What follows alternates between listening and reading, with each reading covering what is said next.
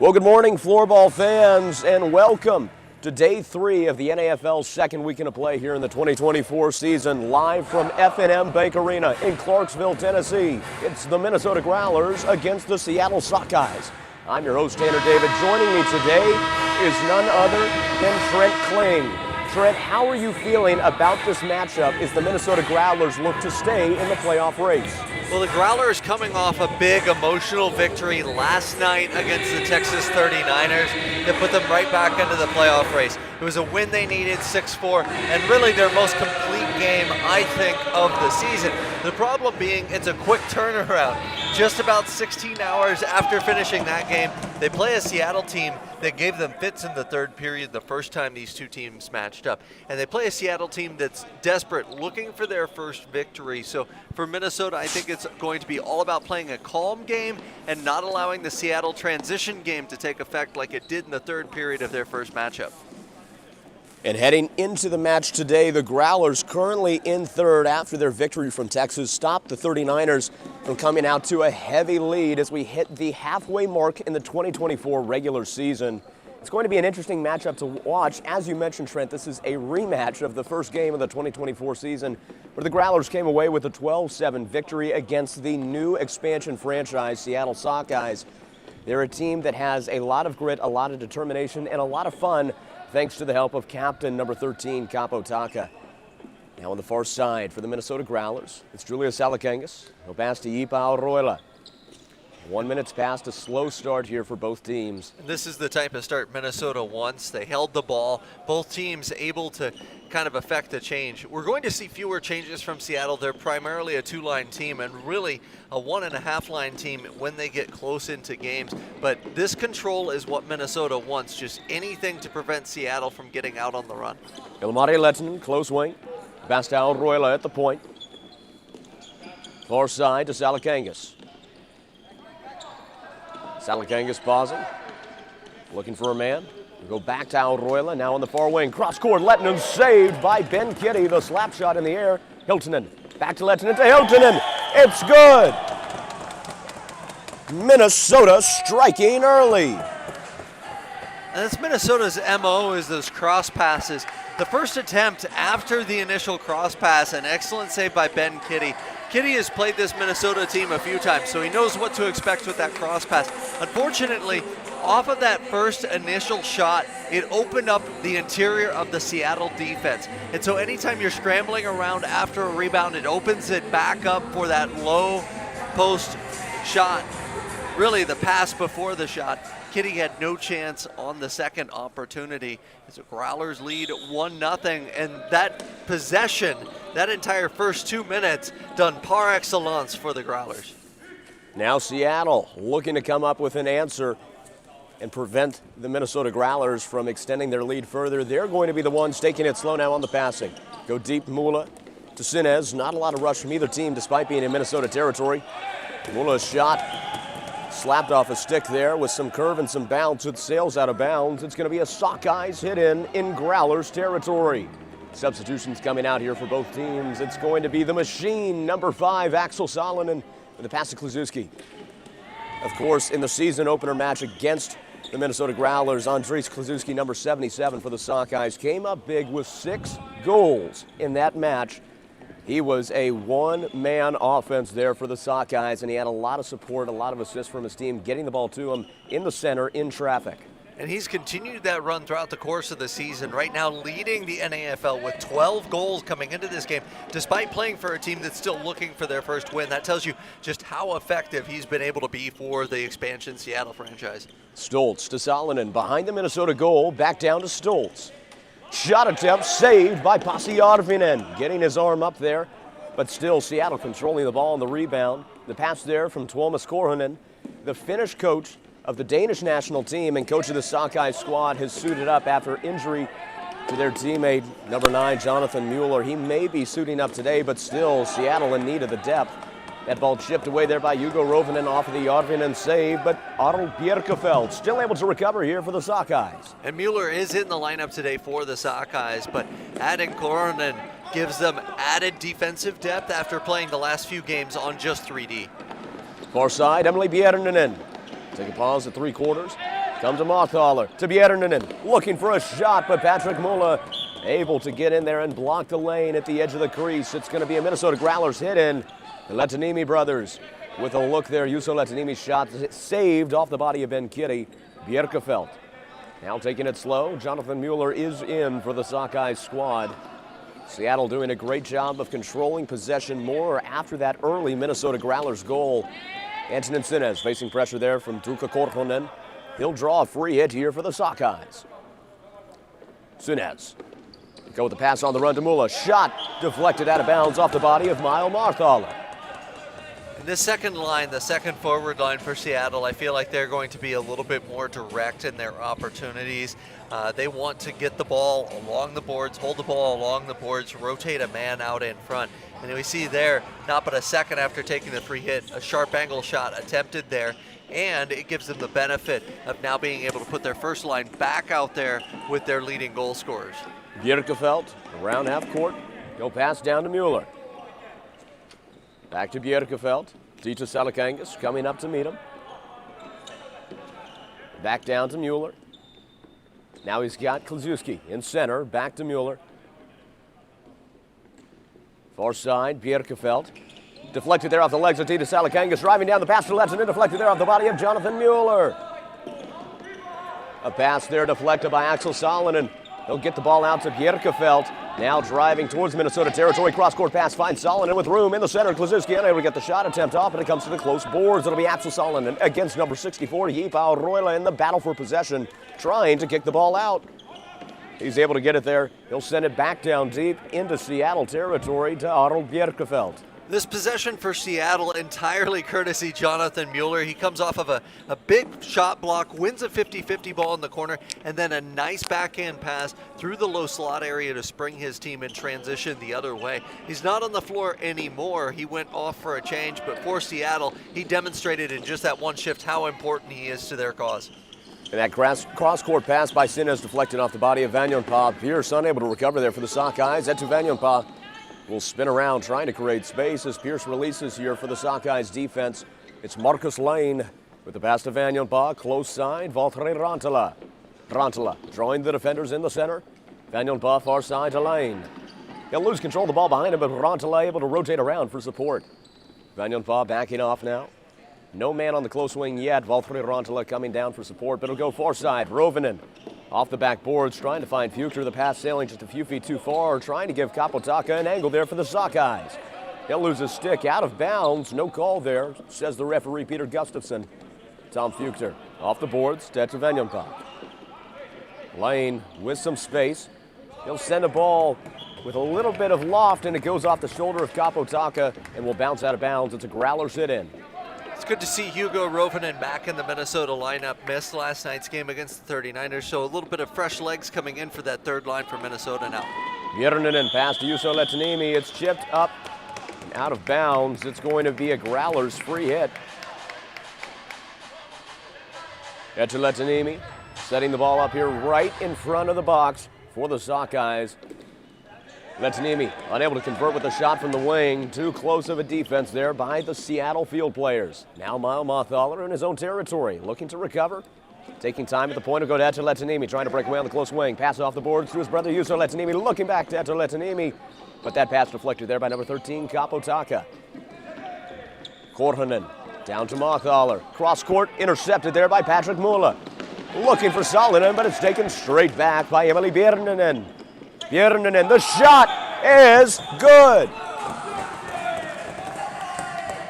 When Bjernanen comes down in a transition situation like that, your read as a defenseman needs to be number one shoot, number two shoot, number three shoot. You know he's going to shoot. And in that case, the Seattle defender got stuck on his back heels a little bit. And we take a look at the nice replay, which I'm enthralled that we have here. But you can see the Seattle defender gets caught on his back heels a little bit. isn't in position to make that block, get the stick to Björnenen's stick. And for Emily Björnenen, we've seen over and over this season, he is a sniper, he is a goal scorer, and when he gets that opportunity, he's not going to miss. And of course, his speed on that breakaway, crossing the court from the far wing to the close, demonstrates why he is one of the front runners here for the Growlers team. Your score with 13 minutes left in the first period. Now Minnesota Growlers 2, Seattle Sockeyes 0. Alroila to Hiltonen. After the Minnesota recovery, they're going to look to continue their sustained offensive drive. Close side, Ilmari Lehtinen cross court. Tita Salakanga's shot deflected off the body there of Otto Bjerkefeld, sailing out of bounds. It's going to be a Growlers hit in. Bjerkefeld has been another Seattle player that's been so impressive. He's had to play big minutes, oftentimes over 30 minutes per game, and he's still committing the body to the shot. He's so talented also at blocking shots with his stick, not just with his body. And Minnesota going to run a full press here off of the Hiltonen missed shot attempt. Bjerkefeld able to get the angle there on Tita Salakangas. Far side, he goes to Solomon, shot sails high out of bounds. It'll be a Minnesota hit in. Substitutions coming out here for the Growlers squad. And Seattle will bring in some new talent as well onto the court. It's going to be Marcus Lane, number 42, set to take it here from Minnesota. Go pass to Etavanionpa. Back across the line. Pausing. Coming out to the center lane. Cross court to Valtteri Rantala. Back out to lane. For Minnesota, this is going to be a possession shift to their third line out there. So your main goal is simply to maintain. Get a scoring chance, obviously, if you can, but tire out Seattle's first line that's out there currently so you can outchange them a little later on. Rovinen in Seattle territory. The shot attempt by Fuchs unable to get off. Now Axel Salonen driving with a look to the goal. It's saved by Pasi Arvinen. He'll try and get the ball to Tim Stoltz, but Marcus Line there to stop it up. Line able to box out Tim Stoltz, but he's got Salonen on him again. That pass off the backboard successful to Vanjonpa. Salonen not releasing yet. The machine still chasing Vanjonpa there. Now down to Valtteri Rantala around half court. Shot from deep goes off the legs there. Tim Stoltz, number 11. Vanjonpa gets the angle around Taka to Fuchter. Rantala again from deep, again off the body of Stoltz. Far side, it's Capo Taka. Pressure there from Tom Fuchter, now releasing for Minnesota. Taka down the line to Salonen, to Kluszewski. Saved again by Pasi Arvinen. He'll take his time as the Growlers bring out substitutions. The pass to number 96, Emily Björnenen. Juuso Lehtinen to Tuukka Korhonen. Taken there by Otto Bjerkefeld. Kicked away there by Korhonen. Gets to Björnenen. The pass far side to Mothaler, saved by Ben Kitty as he tried to send a slow one in.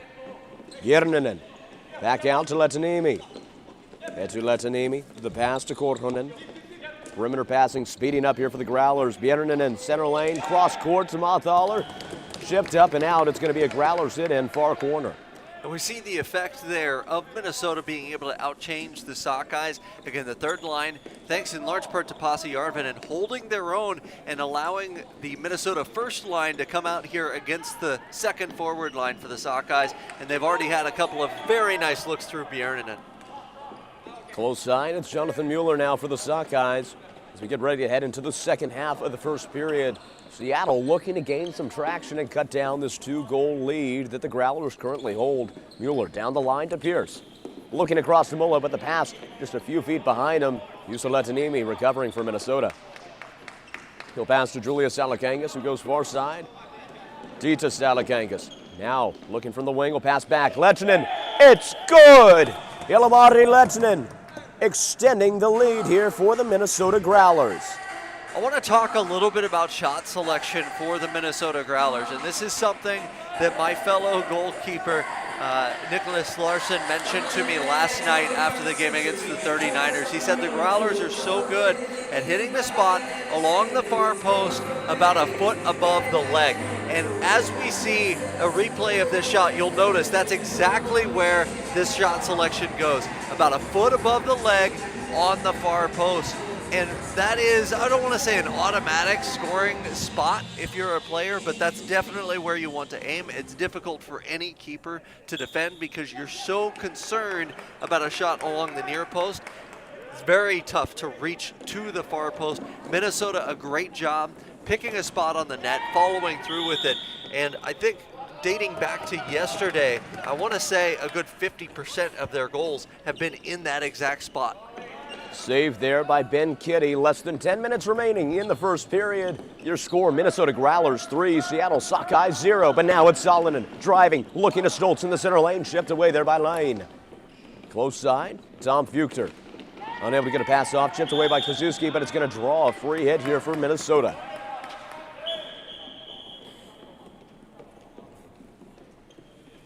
Referee Corinna Wenger calling over Tim Stoltz, seeming to discuss that call there. At the same time, referee Peter Gustafson discussing with the coach and players, Tuomas Korhonen and captain Kapotaka of the Sakai squad. Björninen looking for the sweep. His pass deflected there by Stoltz. Forced to pass it back to Juuso Lehtiniemi. They left Mothaler, far side. Instead, he's going to look deep for Tuukka Korhonen on the boards. That pass deflected off the leg there of Salonen, but still Juuso Lehtiniemi trying to drive with it. Kapotaka with a spin to get the angle and create some space. He'll go far side to his man Mulla. Mulla goes to Salonen. The shot just high, out of bounds. It's going to be a Growlers hit in. A similar look to the one he had earlier that he wasn't able to convert on. It's going to be Korhonen and Mothaler here inbounding for the Growlers. Mile Mothaler. The fake pass there. He'll go behind himself to Juuso Lehtiniemi. Far side, Björninen. Pierce releasing on the zone, but Björninen with some smooth moves, still able to get the ball off to Korhonen. Back to Juuso Lehtiniemi. Down to his brother Eetu Lehtiniemi. He's looking for a man. He'll have to go off the backboards to Korhonen. Not enough press from Bjerkefeld to make that delay in the pass count. Björninen, far side, cycling around, looking for a man. He'll come back out to Mile Mothaler. Juuso Lehtiniemi to Eetu Lehtiniemi. That shot deflected off the body of Jonathan Mueller out of bounds. It's going to be a Growlers hit in. It's kind of surprised that we saw the shot come from that location. Typically, the Growlers attempt to cross the court with a pass before attempting a shot. That time, the pass and the shot coming from the same side of the floor. We saw no cross pass. And so I think that threw the Seattle defense off a little bit. We see there a same side pass resulting in a goal. Julius Salakangas able to convert yet another goal for this Minnesota Growlers squad. He's been a big force this season, hasn't he, Trent? And I'm anxious to see if maybe Ben Kitty was screened on this particular shot, because that's not a shot he gives up a lot. He's a workhorse for Seattle. We see there are just a lot of bodies in front. I don't think he got wind of all of that shot from Salakangas from the point. But again, that same side pass leading to a shot. It's kind of unusual for Minnesota to do that. They've done it now their last couple of times down the floor, and we'll see if that's something they continue to work on and try out. You know, for Minnesota too, this is a game where they can try different configurations, they can try different plays out, especially with that 4-0 lead. It gives them an opportunity to maybe experiment a little bit gearing up for their final 4 games of the regular season. Just over 8 minutes remaining in the first. It's Minnesota 4, Seattle 0. This Growlers team has come out with a lot of skill and aggression today, coming off of their big win against the 39ers. That win came after a devastating 10-3 loss to the Fort Worth Jaguars. I think it was a wake-up call here for this Growler squad, who is a new look compared to whenever they last faced the Sockeyes this season. Hiltunen, Tauroila, close to the goal. He'll get it across to Tuukka Hiltunen. A beautiful shot indeed. Arroila is such a fundamentally sound player that sometimes you forget that he can be extraordinarily effective offensively. So we see an attempted deflection towards the net earlier in that sequence, and then he's able to hold the ball to the right side of the net or from the goalie's right side, wait until the defender passes, and then pick the perfect time to pass across the slot. So his patience there offensively results in a very pretty goal for Minnesota. And I think so often we're used to seeing him back on defense as the quarterback of their offense up top. But he can get things done around the net too. And he's got a good sense for gameplay as a whole. That's one of the things you bring to the table as a veteran player. You love to see him using that patience to wait on that pass across. We see a Seattle timeout on the floor. 5-0 Growlers, that early lead against the Sockeyes. The Sockeyes have had looks, but just 2 shots on net to this point. Right. A lot of the shots in transition going wide, a lot of the shots being blocked. Minnesota doing a great job day game after a night game, getting back in transition and forcing Seattle to maybe shots that they don't want to take in transition. And for head coach Tuomas Korhonen of the Seattle Sockeyes squad, he's looking to make some substitutions that's going to give the Sockeyes some traction. 8 minutes remain here in the first period after that early timeout called by Seattle. Minnesota 5, Seattle 0. Recovery on the faceoff by the Growlers. Marcus Line coming into the center lane. Far side to Etuvenionpa. Back down to Line. Looking for a man, Rantala. Trying to signal with his hand to bring it down, but Sinez spying that passing lane will have to go instead to Etuvenionpa, who's now drawing defenders into the center. Rantala on the close wing. No man in the middle right now for the Growlers. They'll stick with perimeter passing. Now Line, far side. That shot goes off the body of Kapotaka. Unable to get the angle around Hugo Rovinen. No pass to Etuvenionpa in center space, but Taka with a lot of speed on the recovery. Still, Rovinen able to come away with it. Won't be able to get a shot off. It'll go to the backboard. It's Tom Fuchter. Now for Minnesota. He'll pass to Lane. Fuchter with a look on the wing. He'll send the ball wide left. That was a tightly contested shot. A bold move there as it sails out of bounds. It's going to be a Seattle Sockeyes hit in. You see the third line being very direct for Minnesota. Hugo Rovinen attempted the shot that ended up skittering off his stick a little bit. And we see Fuchter be just as direct in his attempt at the net. Far side, Axel Salonen, the pass to Kapotaka. Salonen now, looking to get an angle, spin back around, send the ball back down to Kapotaka at the half court. Salonen will send it behind himself to Kluszewski in the far corner. He's facing pressure from Tuukka Korhonen. He'll draw the free hit here for the Sockeyes. Under 7 minutes remain in the first period. Seattle still scoreless, looking to change that here. Ball sent into the center. It'll be chipped up. Kapotaka gets the angle around Björninen. Shot is good! Kapotaka, captain of the Sockeye squad, able to convert. As one of the many goalies who's been scored against by Kapotaka, I can tell you that his release is fiery fast to match the fire that's on his headband. There, cuts into the middle of the 2-1-2, and we see over on that wing, that's a soft spot in the 2-1-2, so he cuts towards the middle, and if he has time to get that quick release off, it's very difficult to read the shot off of his stick. That shot explodes at you if you're a keeper because he's not using that sweep shot. He's using just a quick chip towards the net, still able to get a lot of velocity. And for Pasi Järvinen, that's an incredibly difficult shot to stop. That's the type of offense that Seattle is going to look for when Minnesota gets set up on defense because their 2-1-2 can get stretched out a little bit. So you've got room on those pockets, or what we call them, to cut in and take that shot if you're on your off-wing side. 6 minutes remaining in the first period. Seattle no longer scoreless. Your score, Growlers 5, Sockeyes 1. Alroila goes far side to Salakangas. Pierce forcing the pass there. Salakangas, smooth moves. Telemari Lehtinen on the close wing. Mueller with some heavy defense there. Minnesota retreating to the perimeter. Hiltonen to Tito Salakangas. Looking for the pass. He'll go behind the goal and try and find it on the far side. He'll go to Alroila. To Julius Salakangas, far side, Tito Salakangas, looking across to Lehtinen. The pass just a little wide. He was unable to get the shot attempt off immediately, and the one he did get off sails high out of bounds. Even though we did see that diagonal pass, I was much happier about Seattle's defensive shape there. They were compressed a little bit. What Minnesota tries to do to you if you run a 2-1-2 is to get you stretched out so they can pass across and diagonally. That time Seattle cutting off most of what Minnesota wanted to do, and it resulted in a nice line change and a nice scoring chance at the other end. A close call there for the Growlers. Tim Stoltz shot nearly rolled in off the rebound by Pasi Järvinen. Salonen Sent another one into the center mass. Minnesota now looking to recover. Rantala to Lane.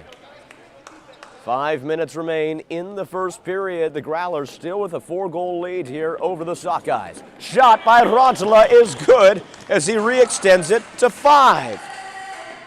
So exactly what I just talked about with Seattle being more compressed in their defense, we saw the opposite here. So they left those pockets open, just like we were talking about Minnesota doing on the prior Taka goal.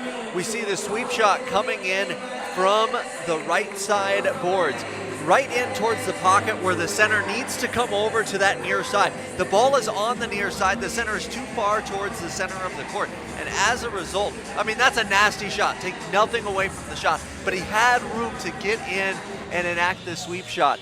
Minnesota up 6-1 because they're able to pick and choose when they take their chances against that stretched out 2-1-2 of Seattle. If that 2-1-2 is a little bit more compressed, or if the center's playing more towards the strong side, that goal, you know, although it might still happen, it's at least made more difficult on Minnesota. And after the Growlers lost 10-3 to the Jaguars the other day here in Clarksville, Tennessee, team owner Juha Rovinen said that he had a motivational speech that he gave to his team, talking about the focus and love for the game, and we've certainly seen that must have been some great motivation here, as it's brought this Growlers team to new life here as we enter the second half of the 2024 season. The Growlers looking like they are back in playoff form. They had some great games earlier this season, but they were a lot closer than what we've seen in these last two matchups. Etuletanimi's shot saved there by Ben Kitty. Tuukka Korhonen, far side to Juuso Letanimi. We'll go to Bjerninen behind the goal here. The pass to Mathaler. Back to Bjerninen. He'll get it around Korhonen. Mathaler taking a spin. Far side will go to Juuso Letanimi. Ball getting around Evan Pierce there. Bjerninen unable to get the shot off. Will come to Tuukka Korhonen at the point. Far side. Juuso Letanimi. Powerful shot goes off the leg of Kapotaka. 3.5 minutes remain in the first period. Etuletanimi across to his brother Juuso Letanimi. Another shot goes off the leg of Kapotaka. Pierce sends the ball to Tuomas Korhonen. He'll pause at 3/4 as his team brings substitutions in. Minnesota will do the same. Far side, Salonen looking at Stoltz. Saved off the leg of Pasi Järvinen. Ilmari Lehtinen now with the ball here for the Growlers. From a goaltending perspective, it's so easy to play the strong side or the player's forehand side. So Stoltz's forehand side was the far post for Pasi Järvinen. And instead, Järvinen stayed at home, recognizing that the backhand might be the shot selection there, and he's able to kick his leg out. Järvinen uses his legs really well for a floorball keeper, almost like an old-style hockey goaltender. And he did a great job, again, staying at home, recognizing the backhand. And now on the counter, Auroila. Tita Salakangas, far side to Lehtinen in center. Trying to create space there for the shot. Tita Salakangas' shot goes on the outside of the net. Pass deflected there off the body of Stoltz. It'll come to Auroila on the close wing. Looking, Hiltunen. Unable to convert on the pass there. Kluszewski spying the lane. That's twice in a row that Seattle's been able to stop up passing in the center of their own territory. Kapotaka coming now through the crease. Will come to Kluszewski, close side. That ball sent off the legs there of Tuukka Hiltunen. Head to Vanjonpa now, able to get the ball out to Lehtinen. Just over 2 minutes remaining in the first period. Ilmari Lehtinen. He'll go across. Tita Salakangas to Tuukka Hiltunen. A beautiful goal from another. Beautiful look to Tuukka Hiltunen on the backside of the goal. And for Hiltunen, yet another goal on the season. But that play comes down to Minnesota forcing Kapotaka to make a decision. They came down with 3 forwards. Taka ended up taking the high forward. So as they came down, you'll see Taka here in his defensive stance, edge out towards the passer. This enables that low forward to slip in behind him on the backside and opens him up for a pass. So for Minnesota, it's a great use of space, and Kapotaka's got to be looking around saying, hey, where are my back checkers coming in to help me? He didn't get a lot of help there, so you can't really fault him for the decision that he made. But again, credit to Minnesota for using space on the floor well, getting themselves open on the back post. And now with less than 2 minutes remaining here, the Growlers extending their lead even further. Close side, Tom Fuchter. He'll come down to Marcus Line. Back to Futer. Cross court looking for Rovinen. Pierce giving some interference there. Vanjonpas shot still in bounds, off a bounce off the backboards. Korhonen in a 2-on-1 here against Minnesota for possession in his own territory. Rantala forces the ball there to Ben Kitty. Far side, Jonathan Mueller looking to reset here for Seattle. Just over a minute remaining. We'll see if the Sockeyes can use it to try and gain some momentum as they get ready to head into the intermission. Kapotaka trying to create some space there using the goal around Tom Fuchter. Off the boards, we'll find Mula. Mula will pass to Sinez with some space. Looking across to Patrick Mula. It's good. Seattle with a score. I love what Mula did there in terms of cutting to the net. And obviously a great pass by Sinez to set that all up. But what he did was he just simply angled his stick towards the net. He didn't bat at it, he didn't whack at it, which can often cause players to miss that pass coming back in. Instead, he angled it perfectly to be able to tip it over across the line. And as a goalie, if you don't see the blocking up there, it's very difficult to get the ball on the stick in that situation.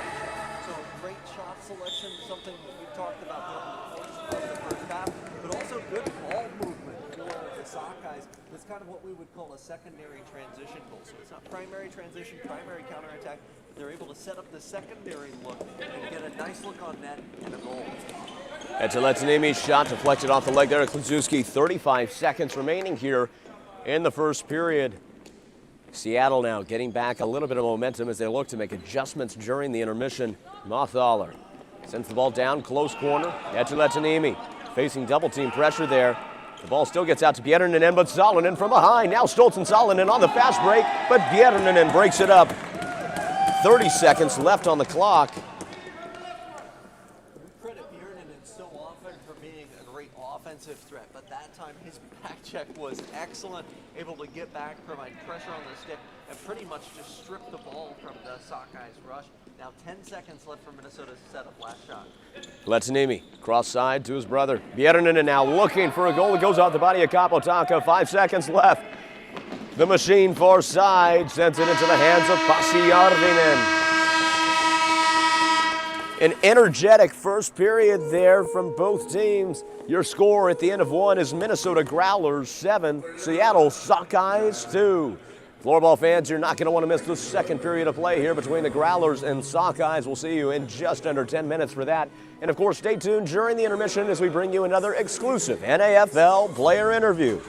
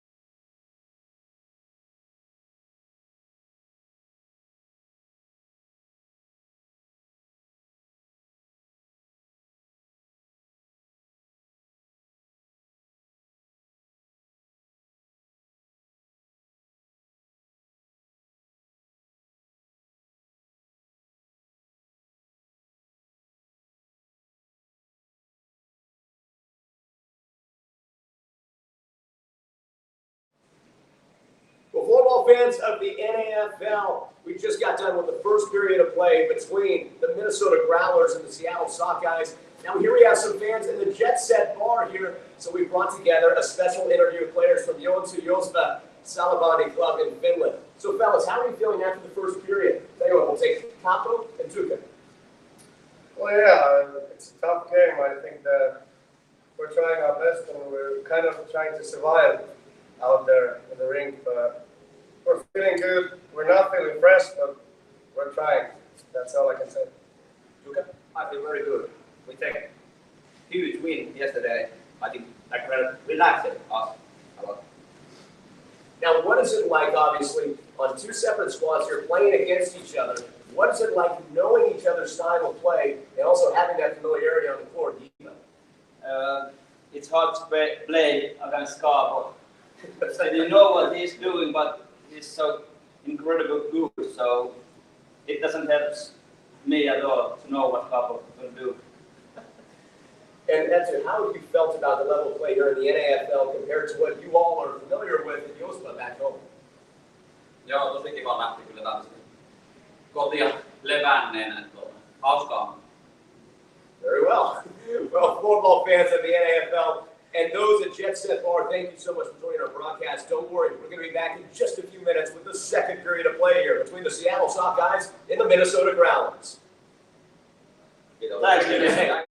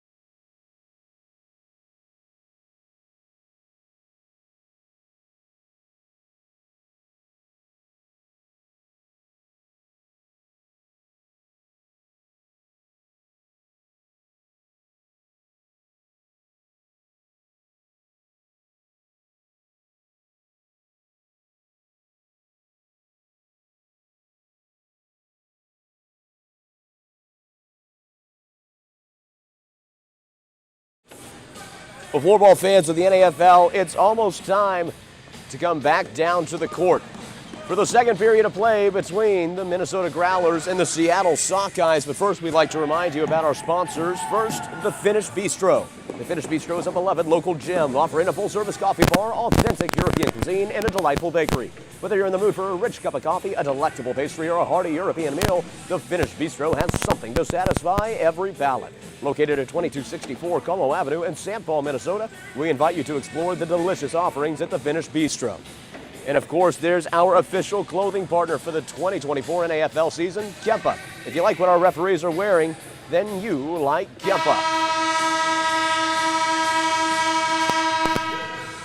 And of course, our official floorball partnership for the 2024 NAFL season with Fat Pipe, bringing you the latest in floorball technology and beautiful Swiss media yellow. Every floorball you see on the court is Fat Pipe.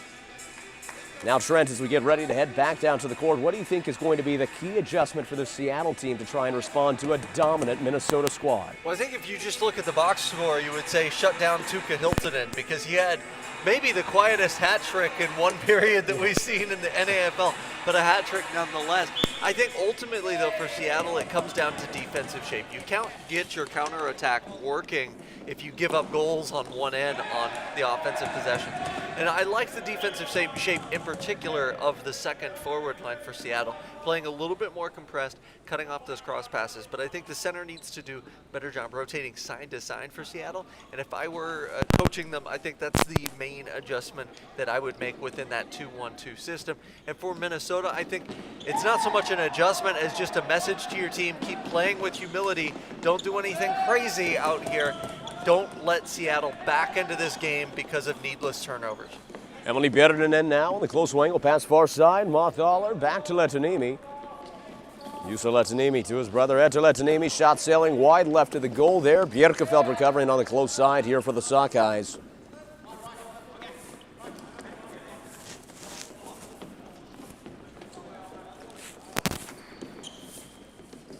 That's Kapotaka in the center lane there.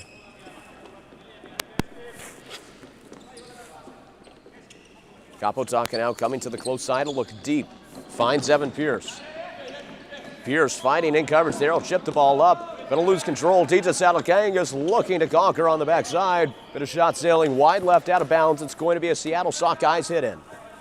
We see Minnesota being very direct to this point over the first minute of play, and I think that's a good sign for Minnesota. Again, where they've gotten into trouble in the past, where they got into trouble against Seattle in their first matchup, is those turnovers in the middle of the floor. And here Minnesota is getting through the middle third of the floor as quickly as they can to set up those offensive looks, and I think that's a recipe for continued success for the Growlers. And now ready to take the hit here. It's Sinez here for the Sakai squad with Mula. Mula looking for Taka. The ball sailing wild. It'll go to Ben Kitty.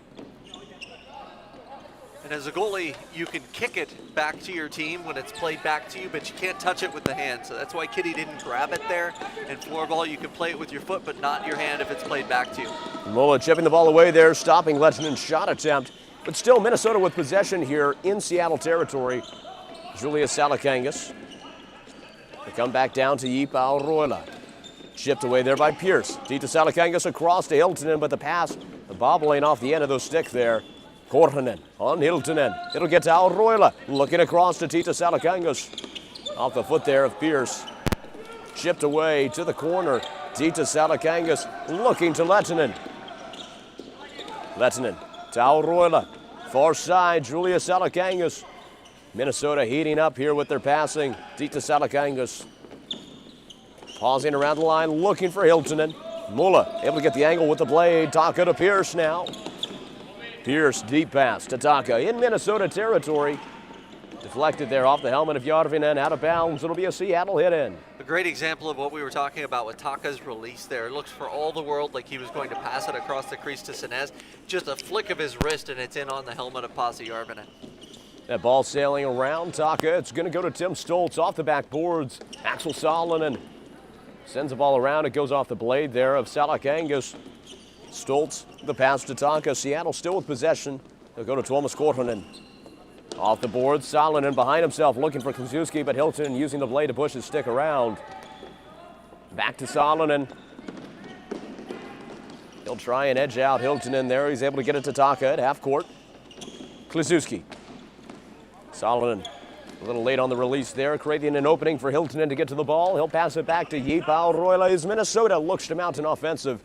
Just over 3 minutes have passed here in the second period. Still scoreless in the second. Lane to Vanyonpa, close side. Back out to Marcus Lane. Taking his time, he's got Rovin in cross court. Instead, he'll look deep towards the crease to Tom Fuchter. Taka unable to break up that possession, though he did send it to the close wing. Now Marcus Lane forced to reset here. We'll come to Edsel Vanyonpa. Close side, Solomon there to meet him, but not a lot of pressure yet from the Seattle defense. Of course, one of their biggest struggles is stamina as a two-line team. Whenever we've spoken to them, every game they've said the key is not just trying to have a good offense and be mindful of their stamina, but even position how they try and do transition play in order to prevent them from running any more than they absolutely have to. And Tanner, they're a great example of that on that particular possession. Some teams, when they get in transition, they pin their ears back, everyone straight flow to the net. But there we saw creative runs, curling runs, and it resulted in a shot opportunity, even though the shot wasn't on net. Juuso Lehtiniemi, close wing. He was looking across the crease there to Mahthaler, but broken up there by Seattle. But now, Korhonen with a look. The shot deflected off the helmet of Ben Kitty. Arnold Bjerkefeld. He'll send it down deep, looking to Pierce, unable to get the shot off. It was going to be a step and score there, but unable to make it happen. Advantage granted here to the Growlers as Björninen passes to Korhonen. Going back to that cross pass that was broken up by Ben Kitty, for goaltending, a lot of times it comes down to goal prevention rather than just stopping shots. And in that case, the easiest save you can make sometimes is breaking up that cross pass. Kitty did a nice job of it there, having the wherewithal to reach out with his left hand, break up the scoring opportunity, and there holds on to the ball, which is absolutely crucial. Unfortunately, oh, what an excellent save.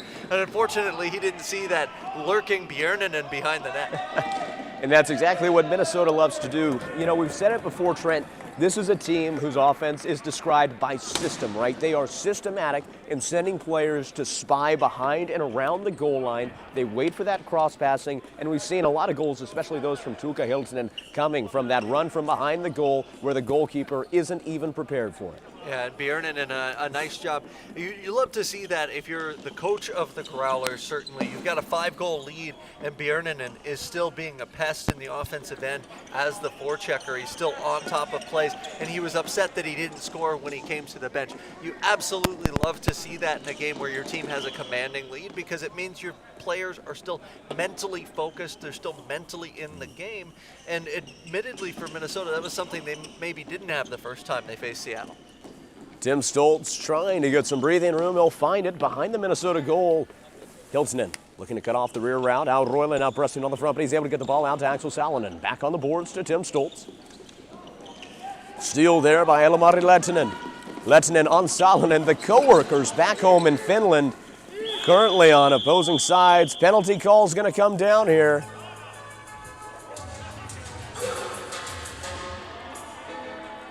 So the official's choice on certain fouls, you can give the choice for a free hit for the offensive team or a 2-minute penalty. If it's deemed to be a legitimate scoring opportunity or in an area of the floor where a scoring opportunity can come about, it's within the official's discretion to give a 2-minute penalty for a stick infraction.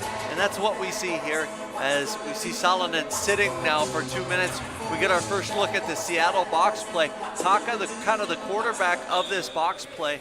And for Minnesota, you're looking at Björninen as the key power play threat, I think, for them in this particular setup. He's up top at the point as the pivot right now.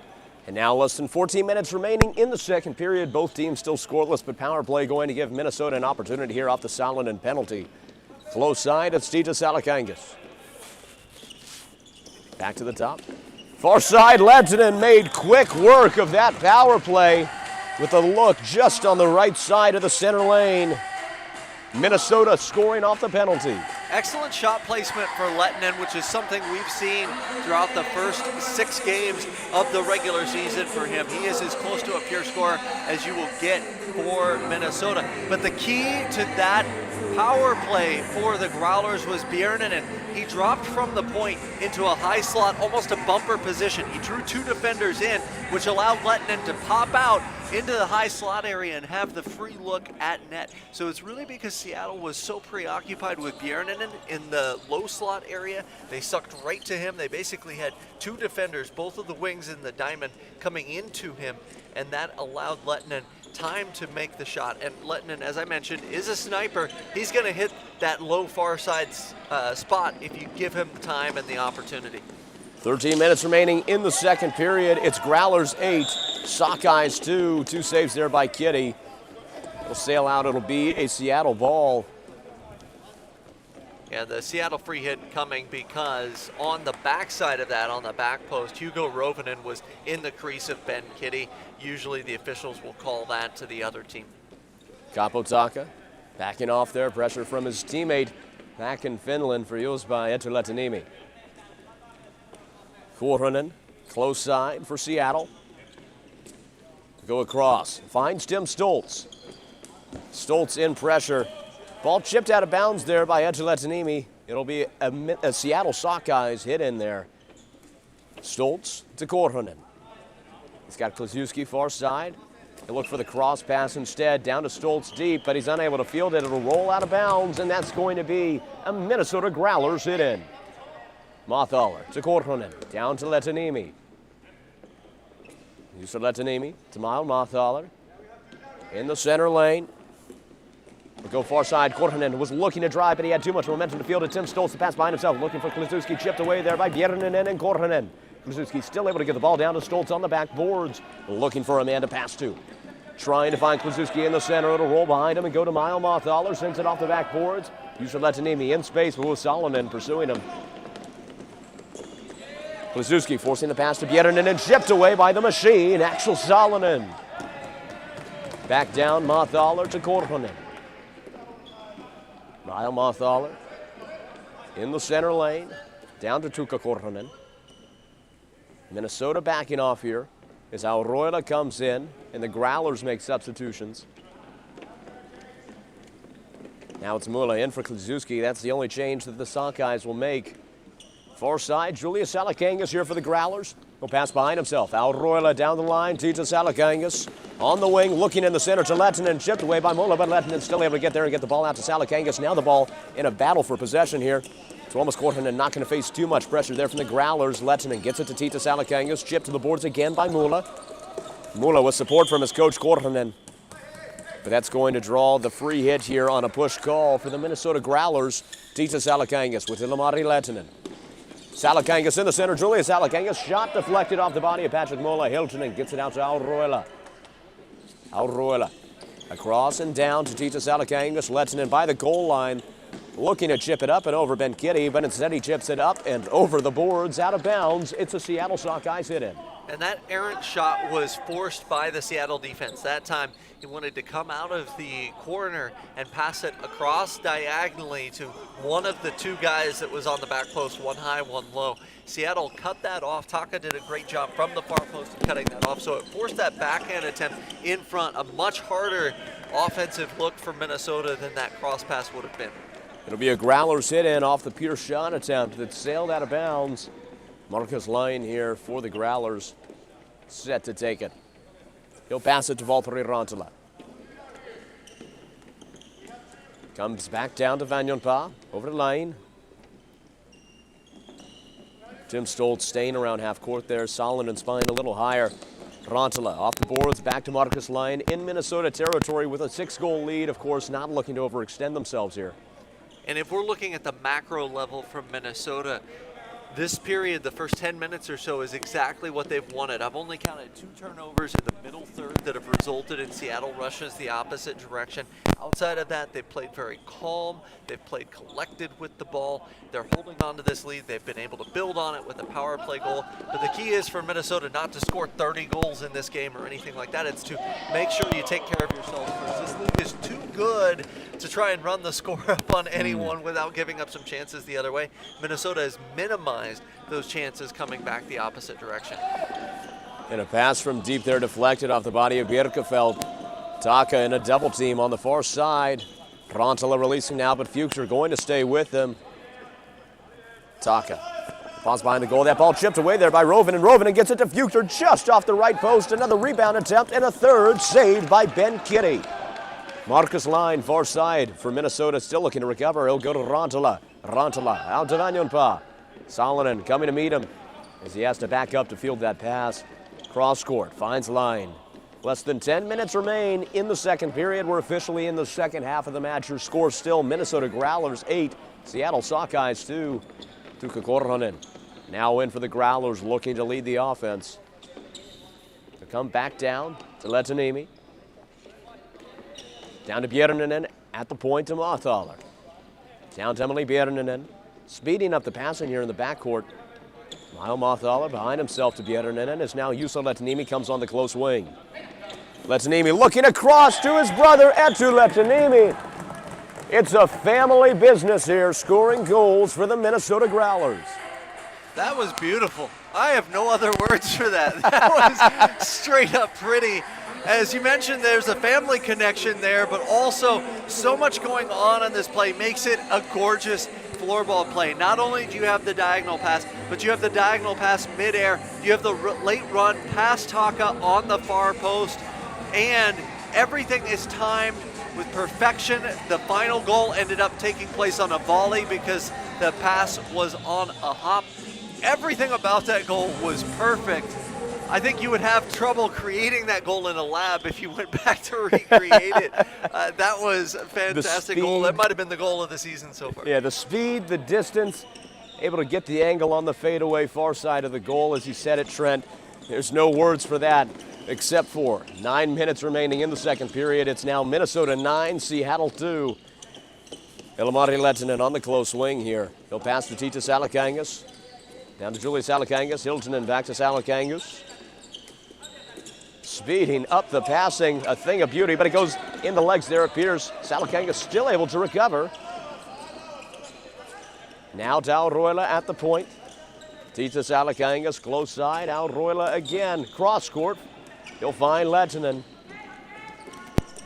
And a chippy pass over. Julius Salakangas, shot sails wide left. He'll have the ball here on the close wing. Tita Salakangas, pass deflected there by Jonathan Mueller. Now to get to Tuomas Korhonen. He'll send the ball out of bounds. It's going to be a hit in here, taken by Julius Salakangas. One thing I enjoy about Minnesota is you have a 7-goal lead and you're still winning the lion's share of the 50-50 balls in this game. So again, mentally focused, mentally in it. This is a completely different Minnesota team from the team we saw in their first game here in Clarksville. And another backdoor pass and another goal for Hiltonen. A beautiful shot there. You can see Ben Kitty was sprawled out there after the goal.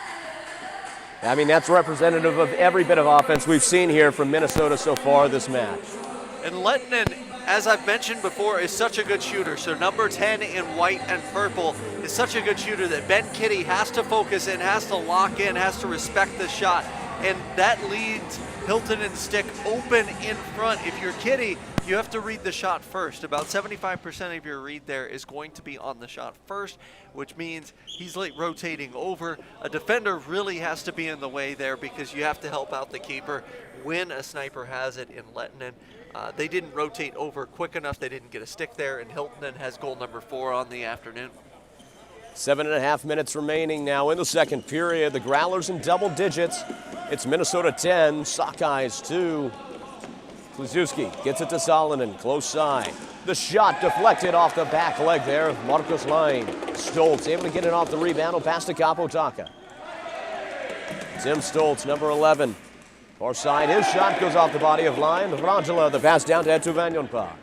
We should mention Eric Allman, the goalie from Minnesota, is in the net currently for the Growlers, and tip in on Ben Kitty is stopped. But again, they were going to call a free hit to Seattle anyway because once again, Rovinen was in the crease. Wow, a Tim Stoltz goal there. Seattle now trying to come back with an answer. Tim Stoltz on the fadeaway cross attack, able to get it around Eric Allman there. Allman able to make the first save after entering into the game on the previous rush, but that time he's facing a shot that's pretty much unimpeded from the far side from Stoltz. We can see the defenders playing very upright. They're not playing the stick. Allman didn't have much of a chance there. And if you're the second goaltender coming into a game, you always want the defenders to kind of sell out for you just like they did for the starter. And I think in that circumstance, Minnesota played a little bit more upright than what they wanted to defensively. Credit Stoltz on that shot. Now with under 7 minutes remaining in the second period, your score, Minnesota 10, Seattle 3. Nearly a steal there by the Seattle Sockeyes. Tuukka Korhonen. Now down to Letanimi. Off the boards, Korhonen back to Letanimi. He'll have Björnen spine towards the crease, but he'll stay on the perimeter. Mothaler comes down. Letanimi thought the pass was to him. Björnen coming up to grab it from him. And to Letanimi now at the point. Across to Juuso Letanimi. Chipped up and out. Looks like off the stick there of Tuomas Korhonen of the Sockeyes. A hit in here for the Growlers. Mothaler and Letanimi. Etu Letanimi facing a double team there. Mueller not letting up, easy on the defense, but he's still able to get the pass out on the perimeter. Björnen forced to the wing. He was looking to Etu Letanimi for the easy chip inside the box. Tuomas Korhonen looking like a stuntman with that roll over the boards. It's going to be a Seattle ball. And we'll take a second to note, too, while we're talking about reserve goalies, this is a situation where Seattle probably ordinarily would say, hey, Ben, you've done so much for us during the course of the season. You know, maybe take the rest of the game off. But Seattle only has Ben Kitty dressed today. No reserve goalie in the lineup for Seattle today. So Ben Kitty knows he's got to see this game through.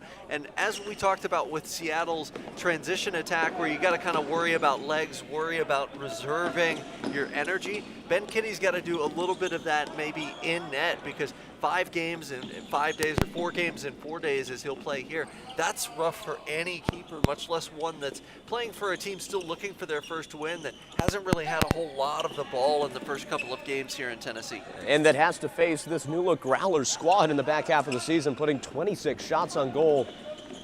Slazewski now, shot attempt deflected out of bounds off the body of Al Royla. Cheers from the Minnesota bench off of that field player defense. Tim Stoltz set to take it here for the Sockeyes. He'll go to Salonen, back to Stoltz. Shipped away there by Elamari Lehtinen, but deflected by Bjerkefeld. He'll force it down to Julius Alakangas. Salonen trying to cut him off from behind. Titus Alakangas was passed, deflected by Kapotaka. Lehtinen not facing too much pressure as the Seattle defense tightens around the box. Tim Stoltz able to deflect that pass with his stick. He'll chip it down. It'll go to the back boards where Kapotaka will recover it. Kapotaka inbounding now with a little bit of speed in the center lane. Between the legs of Titus Alakangas. Salonen, Klaszewski back to Taka. The shot deflected by Jipao Roila on the backhand. Hiltonen getting it to the far side, breaking it out to Elamari Lehtinen. He didn't have the speed. There's Klaszewski able to chip it away, but the ball will still get to Titus Alakangas. Shot attempt is good by Salakangas. Minnesota, another double-digit goal. And Minnesota setting that up through much better work rate defensively. A couple of blocks there in front of Eric Allman, and they were able to turn that into transition. And what's more, this is more of that secondary transition that we're talking about. So we see the block here. This results in the Minnesota rush. They get a look on the near side through Salakangas here. A wise choice to back out, say, hey, we're going to get the secondary transition look instead. And as Seattle races back into the low slot area, they don't have the ability to look back, get on their knees, and block that shot. So Ben Kitty, not a big chance there to stop it. And a wise choice by Minnesota to say, hey, back that out. Don't force the first look here. Let's take the second look that comes our way. It might be a better one. 4.5 minutes remaining now in the second period. Your score, Minnesota Growlers 11, Seattle Sockeyes 3. Marcus Line to Tom Fuchter. Powerful shot, but it sails out of bounds. It'll be a Sockeyes hit in. Thomas Korhonen set to take it here for the Sockeyes. He'll pass to Mueller. Back to Korhonen. Far side, Mueller again. Fuchter, the up man here for the Minnesota defense. He'll come down the line looking for Mueller. Pierce looking across. Unable to convert on that pass attempt. Tom Fuchter in a double team. He'll chip it away down the line. It's going to be a high stick call, rightfully so. Seattle ball. New squads coming out here for both teams. Good work by Pierce as he raced to that ball in the corner to kind of do that little shoulder check, make sure he had a man in front. And even though the cross pass didn't work, that's the type of look that Seattle's going to want a lot of. And a close call there off the Thomas Korhonen shot attempt. Saved in the legs there by Eric Ullman.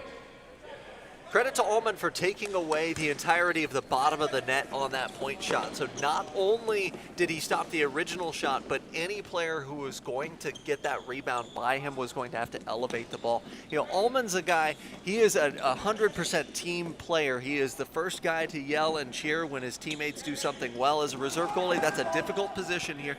But he was out, you know, the game between Minnesota and the 39ers was delayed due to some police activity yesterday. The team bus for the 39ers couldn't get through. But Ullman was out an hour and 30 minutes before the game taking shots from players.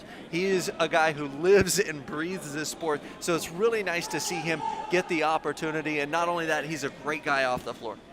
And the pass there by Salonen, intended for Kluszewski, broken up there by Letanimi. Far side, Etta Letanimi. Able to get the angle on Taka, driving down, but the ball's kicked away by Ben Kitty. He'll send it down to Salonen now. Shot attempt with power off the body of Juuso Letanimi. Chipped there by Korhonen. It'll go to the boards, but Salonen not giving up yet. Still trying to break away. Finally, as the ball goes to Mothaler, he'll release here for the Seattle team.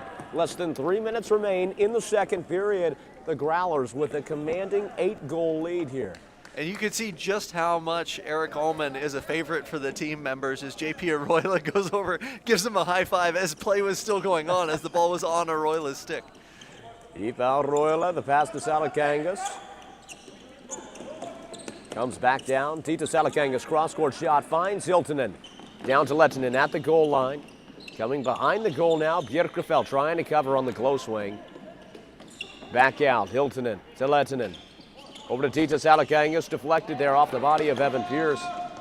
Björkefeld chipping the ball out. Lehtinen unable to get there in time. Björkefeld with speed, driving down. He'll go behind the goal instead of making the shot opportunity. Trying to find another look off the boards. The pass looking into Pierce, sails between his legs. Hiltunen on Pierce, far side. Evan Pierce now able to keep the ball around the Arroyo chip. And he'll draw a free hit. It's going to be a Sockeyes ball. Less than 2 minutes remaining here in the second period. We've seen the Sockeyes kind of pull even in terms of ball possession with the Growlers as this period has progressed, which is positive for Seattle.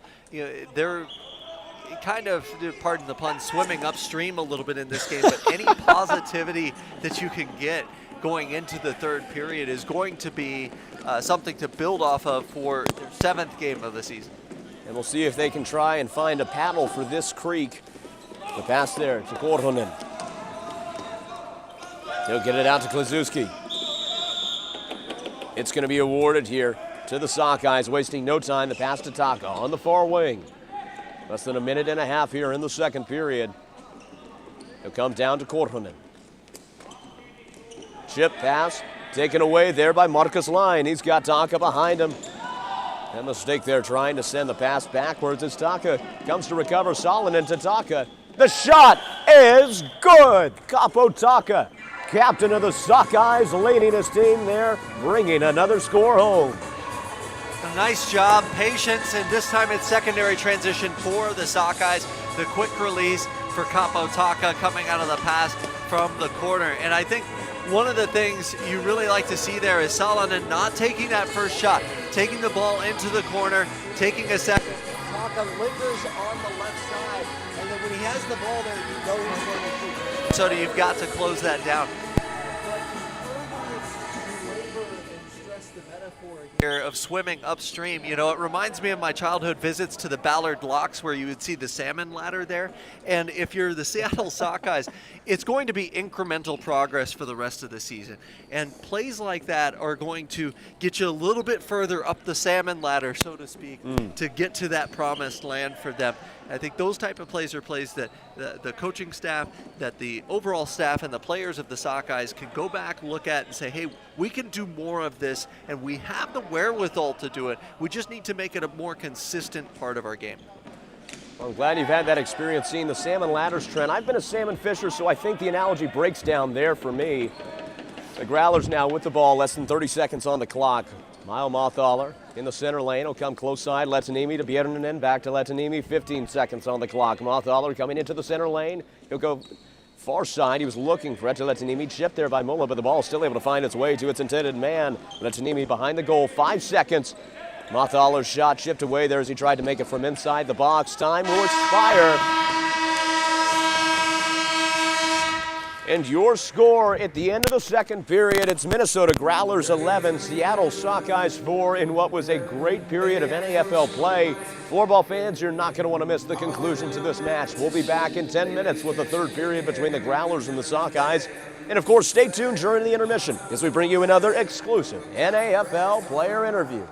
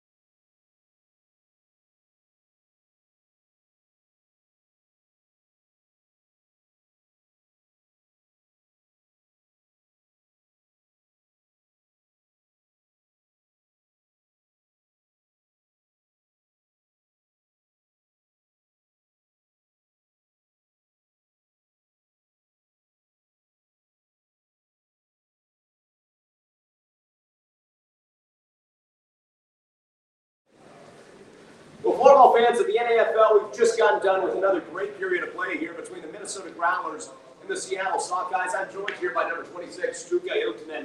How are you feeling after that second period? Good. I think we have played today we have played today 2 good periods, so we did good, and we get chances, and we made goals for those chances. Now, obviously, 2 days ago, you had the loss to the Jaguars, but then the win yesterday and the great play today, your team looks different. What's been the change? Yeah, we have a little team meet, and we thought that we didn't better, lots better, because we take goals on our own side, like 10 goals per game, so that's too much. And now, obviously, Tuukka, you're a returner to the Growlers. You were here last season as well. What do you think has been the biggest change you've seen from the 2023 season to now with your new look squad? I think the biggest change must be goaltenders. I think every team has very good goaltenders, so scoring is really much harder than last year. Understood. Well, Tuukka, best of luck in the third period. Thanks so much for joining us. Floorball fans, don't worry. We'll be back with the third period of play between the Growlers and the Sockeyes in just a few moments.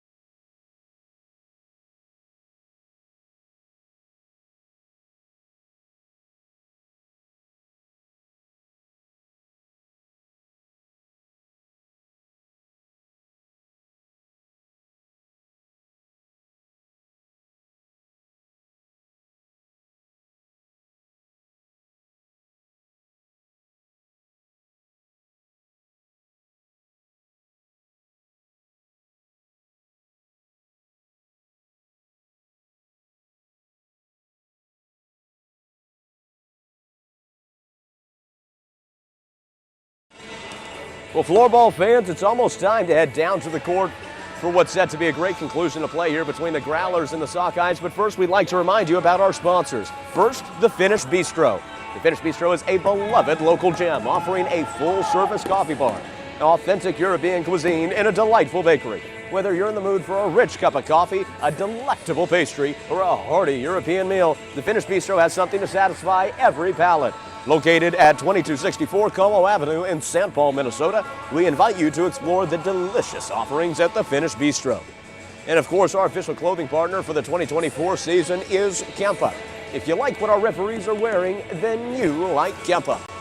And the NFL is proud to announce its Floorball partnership for the 2024 season with Fat Pipe, bringing you the latest in floorball technology in beautiful Swiss media yellow. Every floorball you see on an NFL court this season is Fat Pipe. And a reminder, floorball fans, if you're curious about the statistics to this or any other NFL game, past, present, or future, you can go online to sportninja.com or download the Sport Ninja app from the App Store to view them to your heart's content. Now as we get ready to head down for the third period between Minnesota and Seattle, the Growlers coming in with a big lead here, but the Sockeyes have started chipping away close. Trent, as you said at the end of the second there, it's incremental change like a salmon ladder. What do you think Seattle's going to try and do here in this third period to show some heart on the court? I think for Seattle, it's going to be about being settled defensively. It all comes back to the defenses we talked about at the beginning of the second period. Denying those cross passes, denying the diagonal passes, keeping Minnesota to one side of the floor, and definitely not allowing chances like that right. to unencumbered to the slot. So there's a lot of things you really have to have your head on a swivel when you play Minnesota defensively. But if you're going to play structured with the 2-1-2 system, it's really going to be about making sure everyone has their man, and the center's got to be flexible enough to close out side to side here. So that's what I would want to see if you're Seattle. If you're committed to the 2-1-2 long term throughout the course of the season, Minnesota's a tough team to play if you play the 2-1-2. But I think there are other teams in this league that are difficult to play as well if you're playing that system. So it's about getting that right, getting that established so that you start to build on that game in, game out. And that shot attempt deflected off the body of Mothaler. He stopped it right there at the source. The Minnesota Growlers bench happy about that. Korhonen now going the pass to Hiltonen as he'll come off the court. Julius Alakanga's far side. We spoke during the intermission to number 26, Tuukka Hiltonen, who's a returner to this Growler squad. He said for his team, there have been two keys. Number one has been focus. That's what they've worked on since that loss to the Jaguars 2 days ago. Number two is understanding how the league has changed. The great goalkeepers, but not good enough there to defend against number 10, Ilmari Lehtinen. On the wing, it's the breakaway shot we've seen every time this match, Trent. And I know that Lehtinen scored the goal, but I want to give Julius Alakanga's great stick positioning defensively, because Pierce had the opportunity from the moment to pick the centering pass, and we're going to see excellent stick positioning here, responsible play. That's going to be the opposite direction.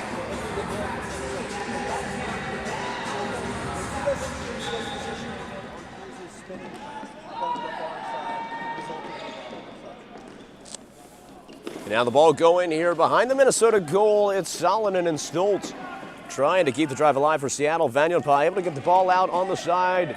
Klaszewski's support coming just a second too late, but the ball inadvertently going off the legs there of Jonathan Mueller. Andreas Klaszewski, the pass to Mueller.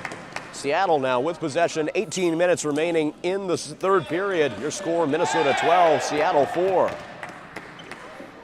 And despite an 8-goal lead, the Minnesota bench just as lively as before. It goes back again to the theme, Trent, of focus for this Minnesota squad. It's something that they seem to have picked up in these last two matches. Their game here today against Seattle, and of course yesterday coming away with an unexpected, really underdog win there against the reigning leaders in the playoff standings, Texas 39ers. And I think for them, they're celebrating the small things, and they're doing the small things correctly. For example, Fuchter there cutting in defensively. He was good on the forecheck, but not overly aggressive, overly physical. And I think there's a way to play when you have an 8-goal lead And Minnesota is playing that way. They're celebrating the small things, but they're not over the top with it. They're not needlessly physical. They're not putting other players in harm's way. They're respecting the game. They're respecting their opponent. And we talked about during the second period, it's up to Minnesota to play with humility, not turn the ball over in the middle third. And I think when you respect the game, you respect your opponent. That also leads to not giving up transition goals the other way when you have that 8-goal lead. So I think all in all, this has been a clinic put on by Minnesota today. Not only the ability to get the lead, but the ability to hold on to the lead and try new things throughout the course of the game. And as you said, Trent, a little leaven's the whole lump. Minnesota's been mindful of that with their play today. Of course, they came into this match third in the playoff rankings. They're looking to make it an even better chase for the Troy Cup playoffs here as they look to find a victory today. The Growlers back in playoff form. They're a team who came into this season, preseason, almost one of the favorites for the Troy Cup. The Texas 39ers, of course, coming out of nowhere. People were wary of how they would come into the Troy playoff standings after a 1-9 season last year, but with a new look, they've made themselves the new front runners. But of course, Minnesota showed that dominance over them yesterday. That's going to make this 2024 season and playoffs for the Troy Cup the most competitive we've ever had in the NAFL. I would agree. I think this season, and when I talk to players throughout the league, I talk to people that have watched the league closely, this season is the most competitive the NAFL has ever had. I think teams 1 through 5 in the standings, any one of them can win it. Obviously, I'm biased because I'm a member of those Texas 39ers, so I want us to win it. I want us to be the favorites there. But honestly, every game that we have played in, even a game against Seattle, was a close game. And I think that's a theme that we've seen throughout the course of this season. I think the various team owners, the various team managers have done such a nice job of assembling talent, but assembling talent that belongs in this league. You're not seeing a team run away with the league this year. Every game is close, every game is hard fought, and it's growing the game here in North America, which is what the league is all about. I think the league has more momentum now than at any point in its history. And of course, part of that development too, we've seen it with players like Jonathan Mueller for the Seattle Sockeyes, a member of the Texas squad last season, and it's a night and day difference in his level of play here as he's come up in a big way for this short-staffed Seattle team. Now it's Kapotaka here in the center lane, backing off here for the Sockeyes. He'll come close wing to Sinez, down deep in Minnesota territory, losing control. Alroila able to get the angle cross court. Tita Salakangas looking across, deflected there off the legs of Kapotaka. Alroila back to Julia Salakangas. Drawing Seattle in, leaving space on the wing. Tita Salakangas to Lettinen.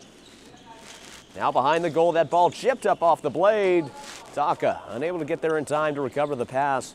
Julia Salakangas now go with the pass off the far boards. Speeding up the passing here for Minnesota. Alroila far side. Tita Salakangas cross court looking for Hiltonen. Chipped there by Mula. Likely stopping a shot attempt by Hiltonen. Hiltonen now driving in. That one is good. Second time was a charm. He waited and made the shot. I think the first 4 goals from Hiltonen came from a combined 10 feet from the net. That was his distance shooting and showing that he can hit that spot. Again, far post with the first above the leg. Talking about shot. We're just about to give Seattle credit. The 2-1-2 denied. That time, Minnesota didn't even get a look off of a cross pass, but what they did get was just an absolute snipe of a shot, and they're showing they can score in multiple ways and create offense in multiple ways. A good possession defensively for Seattle. Unfortunately, there's a goal on the board to show for it for Minnesota. And now less than 14 minutes remaining in the third period. It's Minnesota 13, Seattle 4. Minnesota enjoying that 9-goal lead. Currently, I believe, the largest goal differential we've seen here in the 2024 NAFL season. Eto Vanjonpa goes with the pass to Valtteri Rantala. Stoltz coming up to press him. Cross-court pass to Rovinen. He'll get it around Kluszewski to Fuchter. Tom Fuchter looking for Rantala, but losing control. Axel Salonen, the shot wide right around the goal. It'll stay in bounds. Andreas Kluszewski gets it back out to Salonen. Vanjonpa on defense. Salonen was looking for Stoltz across the crease. And Kluszewski able to chip it in behind himself.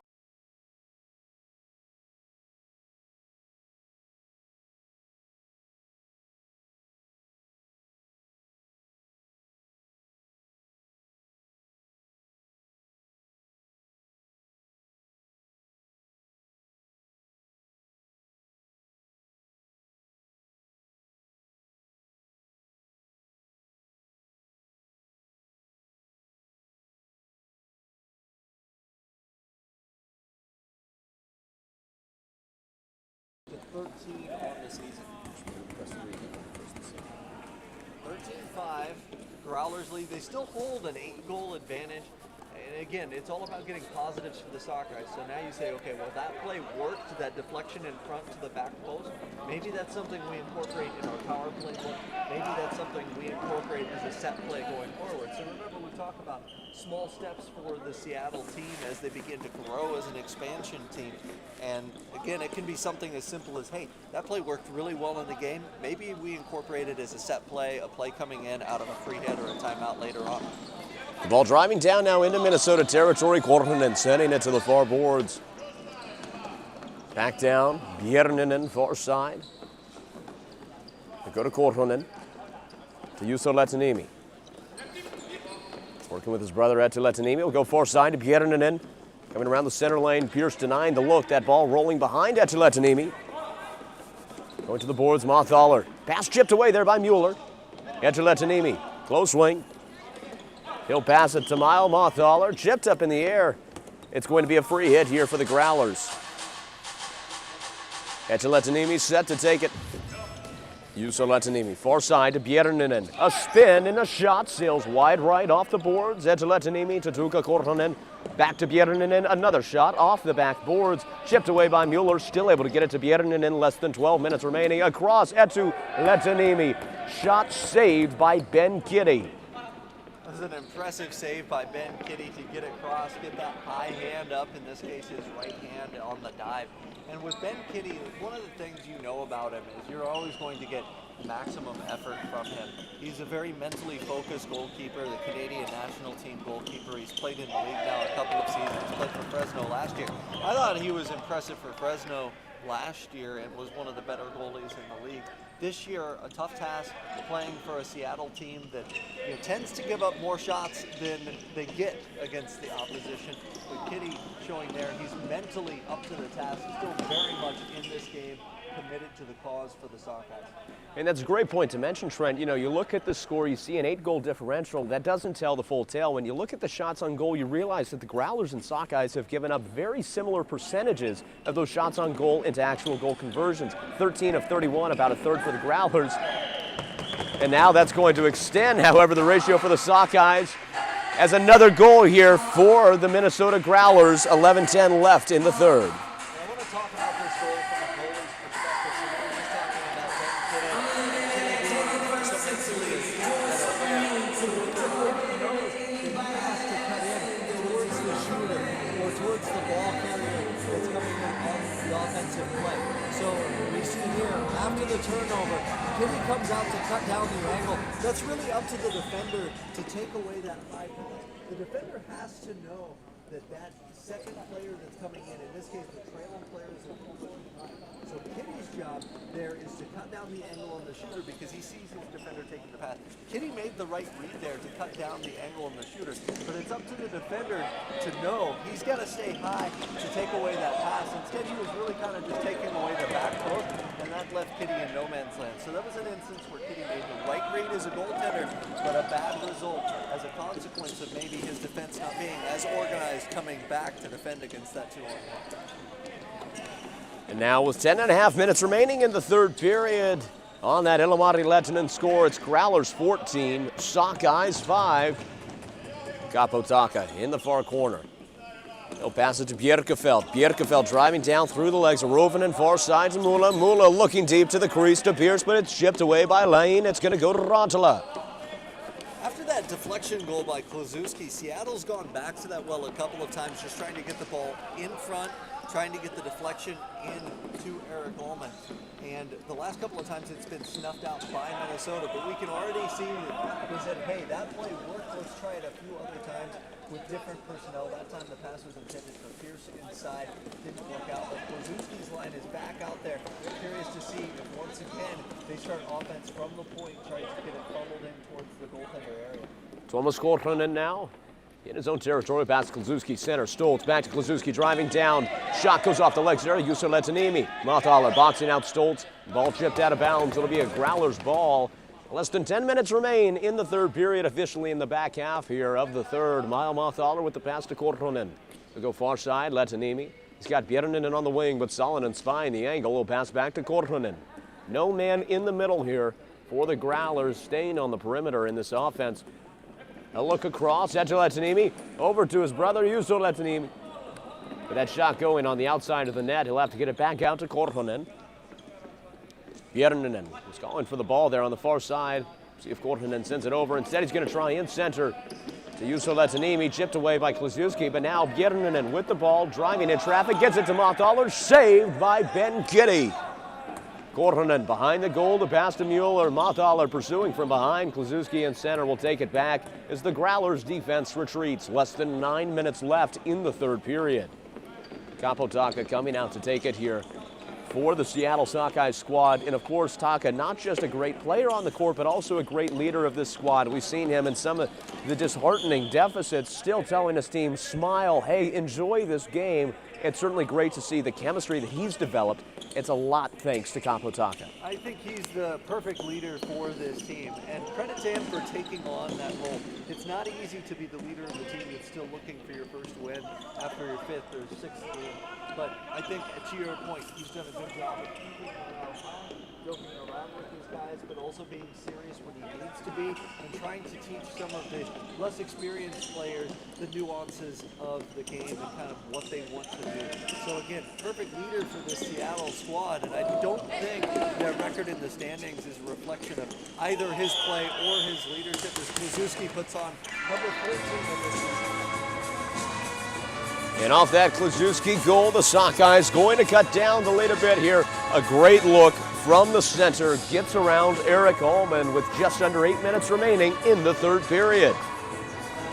This time it comes from Leonard Stoltz, able to pass up a couple of opportunities there, but again, the Sockeyes are patient. This is one of the longer offensive possessions we've seen from Seattle. They came back around, cycled back around to the near boards. Kluszewski's got a very nice shot close to the far post against the net and scored. You know Kluszewski's got an excellent shot, but he's also got a following up shot indeed. Patient offensive possession for Seattle results in their 6th goal of the day. And in this high-scoring game, 7.5 minutes left. It's now Minnesota 14, Seattle 6. Rovinen with the ball. The pass looking to Rantala, broken up there by Kaapo Taka. Taka sends it far side to Kluszewski. Back off the boards to Taka. Over to Kluszewski, far side. Looking to get the angle on Rovinen. The pass back behind himself to Bjerkefeld.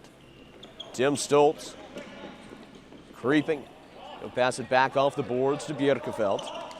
Chipped away there by Tom Fuchter. It'll sail behind his own goal. No pursuit here from Minnesota. Kluszewski out, Mula in here for the Sockeye squad as 7 minutes remain in the third period. Over this last 7 minutes, if you're Minnesota, you want to get back to your original defensive shape. Sometimes you can develop really bad habits in games like this. And I saved by Ullman there in front. But you can develop bad habits in games like this because you've got the 8-goal lead. Every ball doesn't mean quite as much to you. And so if you're Minnesota, you want to take a second, review. They've given up a few opportunities now to Seattle's half-court offensive play, and you want to get back to what you were having success with in the first 2 periods so that you don't kind of leave that taste in your mouth and resume some of those bad habits in your next game. Taka losing some control there. Etu Vanjonpa trying to capitalize. Salonen was there for support for his teammate. The ball gets out to Monthaler. Stoltz going to release here for the Sockeyes defense. It'll get to Juuso Letanimi. Salonen heading back now. It'll come to Björninen. Moving in traffic, but will lose control of the ball behind him. A last-ditch effort pass gets out to Monthaler. It'll come to Juuso Letanimi. 6 minutes remain in the third period. Korhonen releasing, coming around in the center. Etu Letanimi, close side. Pass intended for Björninen. Chipped away by Korhonen. Now it's Taka. On the counter, chipped away by Tuukka Korhonen. Back up by Taka. The ball bouncing and bobbling here in midcourt as Seattle trying to come away with it. Salonen shot high, out of bounds. It'll be a hit in for the Minnesota Growlers. Talk about bad habits. We saw a good habit there by Tuukka Korhonen coming back. An excellent back check, able to stretch out his stick. He knew Kaapo Taka was looking across there for that particular pass and ended up reaching out his stick, just deflecting it away. Got back as though it was a 1-goal game. So there's the good habits beginning to be developed once again from Minnesota, getting back on the horse, if you will. Lehtinen to Hiltunen. He'll come back to Lehtinen. Facing some pressure there from Bjerkefelt. Advantage granted. Hiltunen across to Tita Salakangas. Auroila spine in the crease. Chipped away by Mula. He's done a great job second and third periods as a center there, stopping those passing opportunities. Ipa Auroila behind the goal here as we enter the last 5 minutes of the match. Kapotaka sends the ball deep. It'll go off the body of Kuzmarski, and then Salakangas, Julius Salakangas down the line to Ilmari Lehtinen. He'll find Julius Salakangas sweeping, looking for the shot. It's chipped away by Bjerkefelt. It'll get to Tita Salakangas, facing the double. It goes off the back post. Mulla trying to come away with it. The ball sent out of bounds by Ilmari Lehtinen. It's going to be a Seattle Sockeyes ball. Lehtinen and Salakangas going to stay down. Looking to pressure the Sockeyes here. Far side, it's Kluszewski. Kluszewski driving down the far wing. The pass to Axel Salonen. Coming in the center. Shot attempt deflected there off the body of Marcus Lane. Kluszewski looking for a man. He'll find Salonen behind the Minnesota goal. His shot once again off the body of Lane. Officials timeout here. He'll call a face-off. Peter Gustafsson over on the far side. I wanted to mention Kyle Kuzmarski getting a chance there, and he's one of the North American players, gentlemen's face-off going back to Seattle. But Kuzmarski from Minnesota, he's played in Minnesota for several years. Been a very quality player for them for quite some time.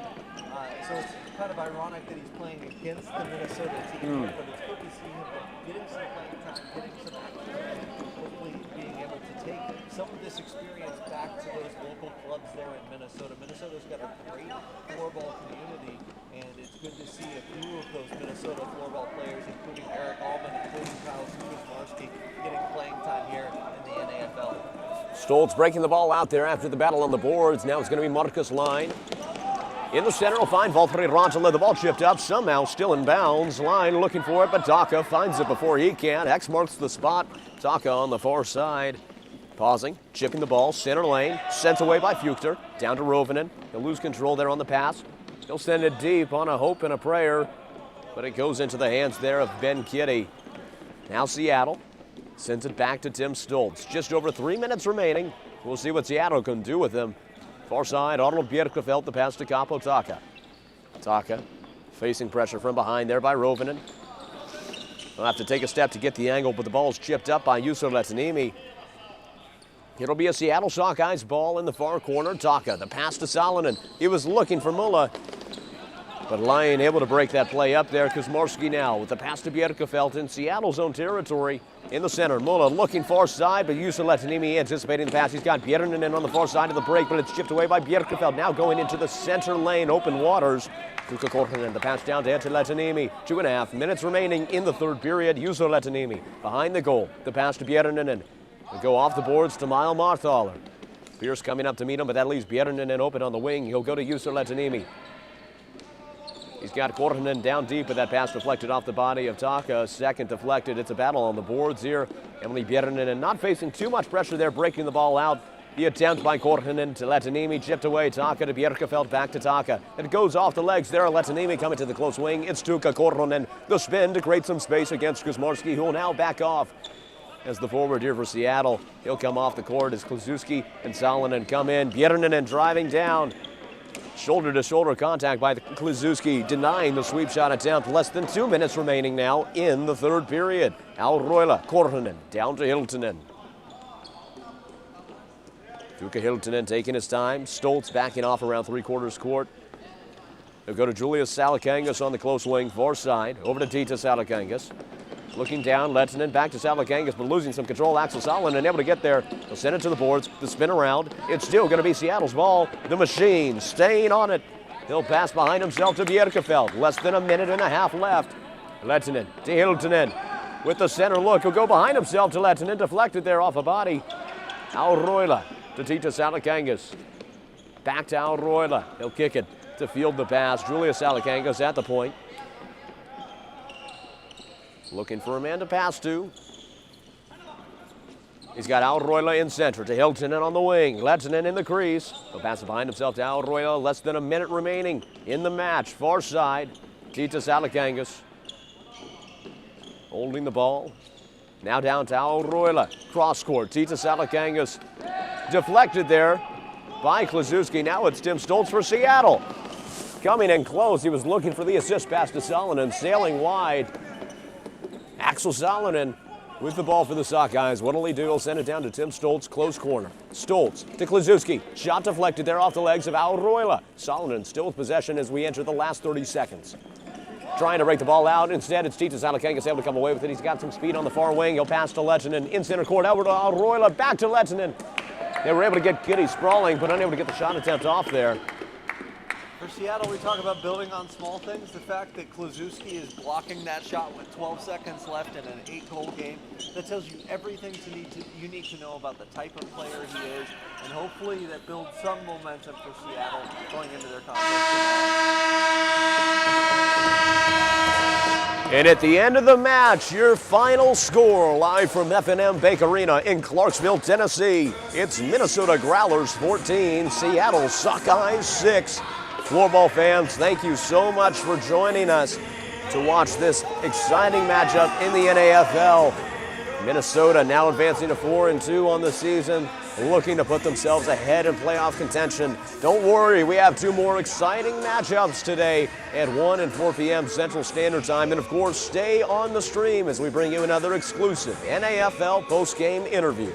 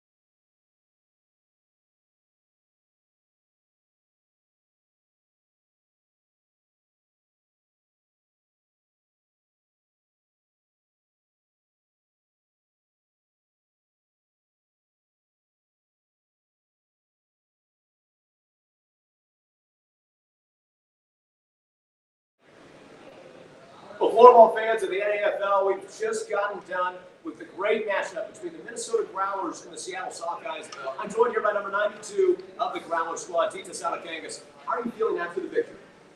Good, of course. It was good game for us, and we had a couple like more tough games. So this makes me really happy. Now, of course, you and your squad are coming into the back half of the season. You've shown a lot of promise here in the past 2 games. What do you think is the main lesson for your team as you look to win these last 2 contests and put your team in a great position for the playoffs? Of course, those couple losses made us angry. It was good. Now I think so. So now we are a bit angry, and we have good tiger right there, and we score a lot of goals. So we're gonna win this tournament. And of course, on your first line with Minnesota, you're also integrating with talent who came from the first line last season. What's it been like building that chemistry now as you're improving your system, you're improving your passing on the court? Yeah, it has been a journey already. So I'm positive, like what we have done, but I think we could do better and a lot of scoring chances we get. So just put the ball to the net, and I think we have a good journey. Well, best of luck the rest of the season, Titus. Thank you so much for joining us. And Floorball fans, thank you for joining us for this broadcast. Don't worry, we're going to be back with 2 more exciting matchups today at 1 p.m. whenever the Ohio Aviators take on the Fresno Force. And, of course, the Battle for Texas at 4 p.m. Central Standard Time between the Fort Worth Jaguars and the Texas 39ers, live from F&M Bank Arena in Clarksville, Tennessee. Until then, I've been your host, Tanner Davis.